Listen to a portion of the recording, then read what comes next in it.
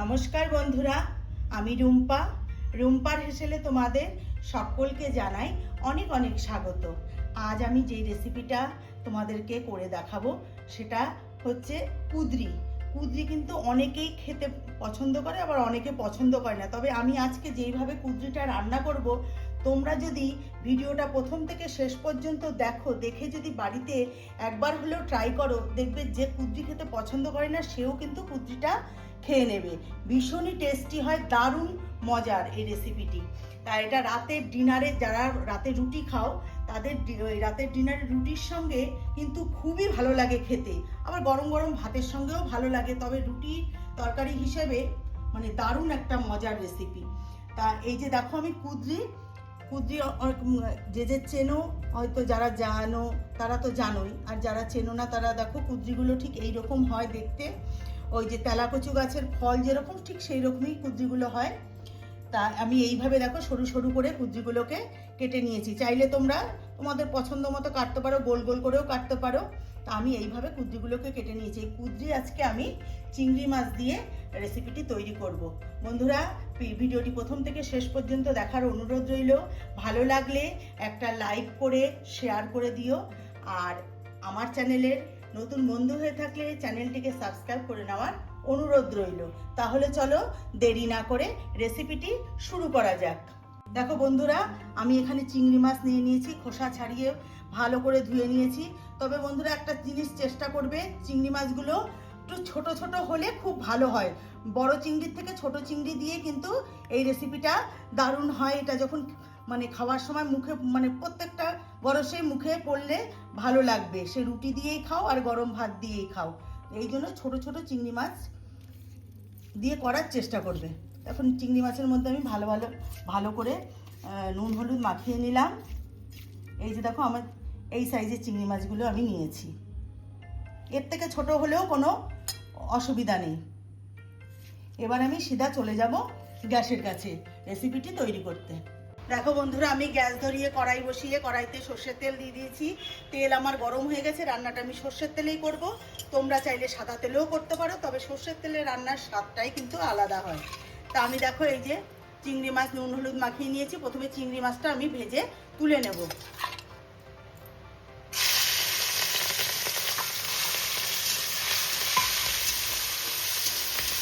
দেখো, চিংড়ি মাছটা আমি ভেজে তুলে নিয়েছি। আর ওই তেলের মধ্যে আরেকটু আমি তেল দিয়ে দিয়েছি। এবার আমি দেব ফোড়ন। এই রেসিপিটা কিন্তু খুব সহজেই তৈরি হয়ে যায়, কোনো বাটাবাটি ঝামেলা ছাড়াই, কোনো মশলাপাতি লাগে না, শুধু পেঁয়াজ আর রসুনের উপরেই রান্নাটা। এই যে দেখো, আমি একটু কালো জিরে ফোড়ন দিয়ে দিলাম।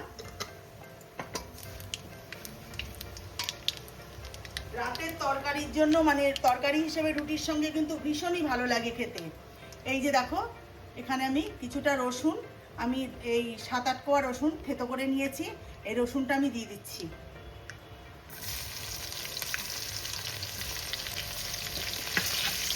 এবার আমি দিয়ে দিচ্ছি কেটে রাখা পেঁয়াজ। দুটো পেঁয়াজকে আমি একদম কুচি কুচি করে কেটে নিয়েছি, সেই পেঁয়াজটা দিয়ে দিলাম। এটা এই মশলা বলতে এই পেঁয়াজ, রসুন আর কাঁচা লঙ্কা, বাস এই দিয়েই রান্নাটা হবে। আমি এখানে শুধু কুঁদরি ব্যবহার করছি। তোমরা চাইলে কিন্তু এর মধ্যে একটু আলুও দিতে পারো সরু সরু করে কেটে। তবে আমি আলু দিচ্ছি না, তোমরা চাইলে কিন্তু দিতে পারো, খারাপ লাগবে না। এবার আমি পেঁয়াজটা প্রথমে একটু ভেজে নেব।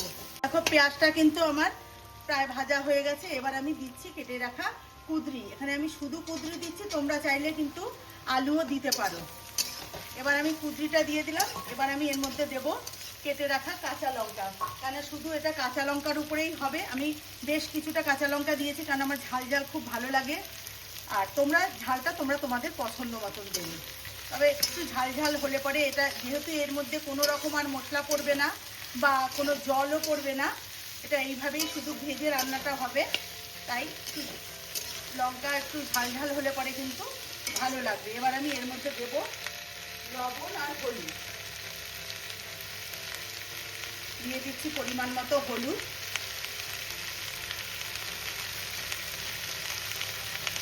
আর দেব স্বাদ মতো লবণ।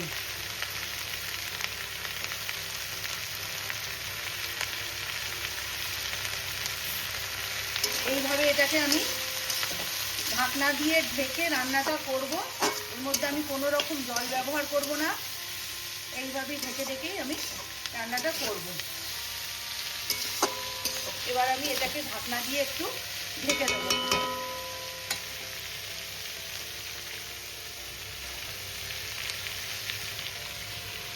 আর মাঝখানে এক আধবার আমি নেড়ে দেবো।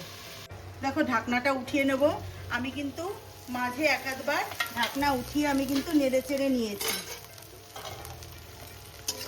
ঢাকনাটা দিয়ে রান্নাটা করলাম এই কারণে, দেখো কুচিটা কিন্তু অনেকটাই নরম হয়ে গেছে। এবার আমি এর মধ্যে দেব ভেজে রাখা চিংড়ি মাছটা। বন্ধুরা, ভীষণই ভালো হয় খেতে। তোমরা অবশ্যই বাড়িতে একবার এই রেসিপিটা বানিয়ে খেয়ে দেখো। আমার মানে বিশ্বাস তোমাদেরও খুবই ভালো লাগবে। আর বিশেষ করে রুটি পরোটার সঙ্গে তো দুর্দান্ত লাগে খেতে। যারা কুদরি খায় না তাদেরকে এইভাবে রান্নাটা করে দেবে, দেখবে খাবে। এবার আমি এর মধ্যে দিয়ে দেবো একটু চিনি। আমি যে কোনো সবজি রান্নাতে আমি একটু চিনি দেওয়ার চেষ্টা করি, কেন এতে করে খুবই ভালো হয় খেতে। তাই একটু চিনি দিয়ে দিলাম, স্বাদের ব্যালেন্সটাও ঠিক থাকে। এবার আমি এইভাবেই আরও কিছুক্ষণ নেড়ে চেড়ে রান্নাটা করে নেব। দেখো চিংড়ি মাছটা দেওয়ার পরেও আমি নেড়ে চেড়ে 2 মিনিটের মতো রান্নাটা করে নিলাম। এবার কিন্তু আমার হয়ে গেছে, দেখো কুদরি একদমই গলে গেছে। এবার আমি গ্যাসটাকে বন্ধ করে দিয়ে নামিয়ে নিয়ে তোমাদেরকে দেখাচ্ছি। দেখো বন্ধুরা, কুদরির রেসিপিটি আমার একদম রেডি। আমি একটি প্লেটে সার্ভ করে নিয়েছি। তা তোমাদের কাছে অনুরোধ রইল, আমি যেইভাবে রেসিপিটি তৈরি করলাম ঠিক এইভাবেই বাড়িতে একবার বানিয়ে আমাকে কমেন্টস করে জানিও তোমাদের কেমন লাগলো। তা প্রথমেও বলেছি, এখনও বলছি, আমার চ্যানেলে নতুন বন্ধু হয়ে থাকলে চ্যানেলটিকে সাবস্ক্রাইব করে নেওয়ার অনুরোধ রইল। আর যারা করেছো তাদেরকে অসংখ্য অসংখ্য ধন্যবাদ। ফেসবুক থেকে যারা দেখো তারা ফেসবুকের পেজটিকে কিন্তু অবশ্যই ফলো করে নিও। দেখো দেখতে কতটা লোভনীয় হয়েছে বন্ধুরা।